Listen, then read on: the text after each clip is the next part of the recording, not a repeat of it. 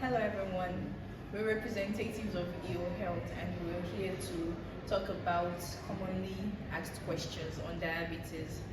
My name is Ife Oluwa, I'm a 400 level medical student of Babcock University, and with me I have Joanne and Kelvin. Please introduce yourselves. Good day everyone, my name is Ofuma Kelvin. I'm a 400 level medical student of Babcock University. Good day everyone, my name is Joan Etin John. I'm a 400 level nursing student of Babcock University. Okay, thank you very much. In recognition of World Diabetes Day, we've come together to answer commonly asked questions about diabetes. Before that, diabetes is actually of two types. There's diabetes insipidus and there's diabetes mellitus. Diabetes mellitus is actually the common one that people will talk about.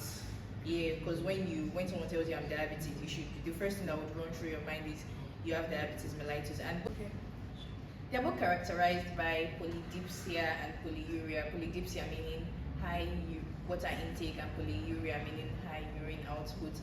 But diabetes mellitus, which we all know that is common around us, is characterized by hyperglycemia. That's high blood sugar level. Yeah, and that's the one we're going to be talking about now. So, first question: can I get rid of diabetes? Will it ever go away, Kelvin? Okay, so when we discuss diabetes, we have to understand that as of now, there is no known medical or surgical cure for diabetes. The only thing that can be done as of now is just to manage the patients pharmacologically, that's with drugs and also lifestyle management. There is no way to cure it as of now. Okay, thank you very much. Joanne, what can I do to help prevent diabetes? Because Kelvin just said that there is no cure. So with that, you want to prevent being diabetic. So what can I do to help prevent diabetes? So there are two types of diabetes mellitus. There's type 1 and there's type 2. And type 2 involves lifestyle of a person, which can be managed by or prevented through eating healthy, through exercise, managing stress properly. And then type 1 relates to the autoimmune of a person. So that one cannot necessarily be prevented but can be managed well. Okay, Kelvin, this question is for you. If I have diabetes and my blood sugar becomes normal, does it mean that I have diabetes? Okay, so the question said if you have diabetes and your blood sugar level becomes normal. So it is important to understand that what you see as normal might not be what your physician determines to be your normal. Because diabetes means that there is an excessive level of blood sugar. It's the range is far from the normal. So it might not be the exact same thing that your physician is saying that is normal, that you, from wherever you checked it, might be seen as normal. Also, it's also important to understand that it might be a sign of your drugs actually working or a side effect of your drugs, either of them. Because the drugs that are given to manage diabetes aim to lower the blood sugar level. But at the end of the day, it's still important to visit your physician after you've checked your values and you've determined it to be okay, it's normal, it's showing the normal value. So yes, hence it still means that you have diabetes. It's just a derangement from your possibly normal level of your blood glucose, but it still definitely means you have diabetes. As was said before, it cannot be cured. Yeah. Okay, Joanne, does the diagnosis of type 2 diabetes mean that I would have to go on insulin? No, it doesn't mean you have to go on insulin because it depends on the severity of the condition of diabetes mellitus. And what most physicians use to manage type 2 diabetes mellitus is to administer oral medications or also make the patient go on lifestyle modifications basically. So you don't need insulin. Okay, thank you very much. Most Kelvin, thank you. Kelvin, good question. Are my children at risk if I have diabetes? So when discussing the risk factors of diabetes mellitus, yes, inheritance from parents is actually a very high risk factor, but mostly when you're discussing type 1 diabetes mellitus, it's still considered in type 2 diabetes mellitus, but not as much, as the major risk factor for that is obesity and a sedentary lifestyle. Okay. Still on Kelvin, does insulin cause weight gain? Insulin, yes, intake of insulin can cause weight gain because insulin's major function is to mop up glucose and take it into tissues of the body, such as the fat tissues, the muscles, and all that.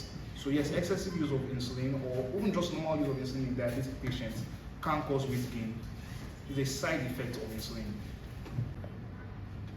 Okay, Joanne, this question is for you. Does the diagnosis of type 2 diabetes mean that I have to go on insulin? Okay, no. It depends on the severity of your condition of the diabetes. So that's when you might need insulin. Okay, Joanne, please can you explain this? How is diabetes related to gastroparesis? But what is gastroparesis? Gastroparesis is basically a delayed gastric emptying, and then diabetes is a condition that involves hyperglycemia, that's increased level of blood sugar. So what this high level of blood sugar does is that it can damage the nerve cells or the blood supply in the body, basically, and then which will affect the muscles in the stomach region, that's like the gastric region, and that's the relationship that it has, basically. So with that, it's going to cause a delayed gastric Exactly. emptying. So Exactly. type 2 diabetes is a mild form of diabetes. Okay, no, not necessarily, because it has its own complications that are attached to it. You know, there's type 1 diabetes, and people might look at it that, oh, it's the more severe diabetes. But then if type 2 diabetes is not well managed, it can still have a very detrimental effect on the patient. So it is not a mild form of diabetes mellitus. So necessarily there is no mild form of diabetes. No, that's what you're saying. no, there isn't. Okay, that's very good. Thank you. Kelvin, people with diabetes should not take sugar in their diet. That is actually a myth about diabetes. Yeah. So when discussing type 2 diabetes mellitus, yes, a poor diet can cause it, but it is important to understand that sugar is not the only reason, that is not the only thing that constitutes a poor diet. So it is not true that you don't take any sugar. You manage the amount of sugar in your diet, not you don't take any sugar at all. Yeah, thank you. Thank you very much. Yeah, Joanne, please. People with diabetes should not cut their toenails. This is a myth, because you have to still be hygienic.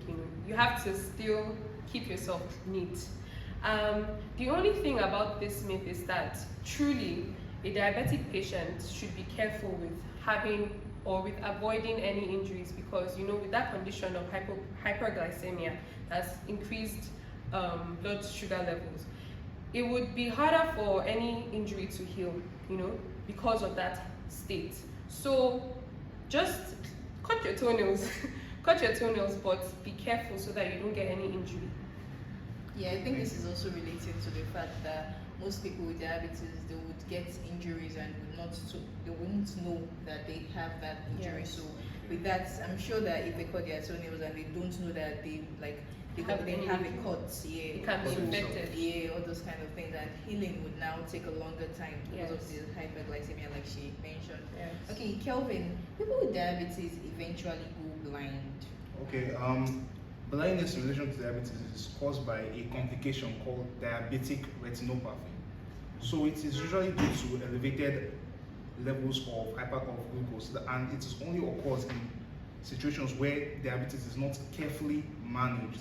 So no, just because you have diabetes doesn't mean that you will eventually go blind. Yeah. But if your diabetes is not well managed, it will lead to this complication called diabetic retinopathy, which will lead to blindness. But it's still important to meet your doctors about this and let them explain to you what your level of blindness needs to be and how you avoid this complication as well. So to sum it all up, manage your diabetes as well. Yes, take your oral medications. If you're on insulin, take your insulin, and keep up with whatever lifestyle modifications you've been asked to do. Yes. Yeah, Monitor your blood glucose levels. Okay, that's very good. Thank you, Kelvin, and thank you, Joanne. Thank you very much. Okay, this is all we have for you guys, and I'm very sure you've learned a lot from all we've given you today. Yeah, so Diabetes is not the end of the world. Happy World Diabetes Day.